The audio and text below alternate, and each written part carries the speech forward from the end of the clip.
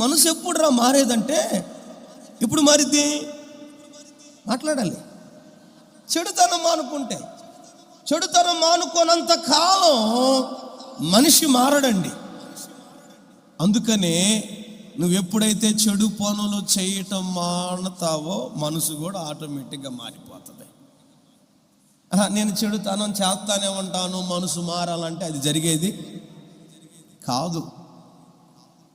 ఎప్పుడైతే ఒక మనిషి తన చెడు క్రియలను, చెడు పనులను మానుకోవటం ప్రారంభం చేస్తాడో దానిని మారు మనసు అంటారు. ప్రైజ్ ది లార్డ్, హల్లెలూయా. అందుకని దేవుడు కూడా అంటాడు, మారు మనసు పొందండి అంటాడు. ఎందుకని మారు మనసు పొందండి అంటే అర్థం ఏందో తెలుసా? చెడు పనులు మానుకోండి అని అర్థం. రెండవదిగా చెడుతనం మానుకోవటం ద్వారా ఒక మనసు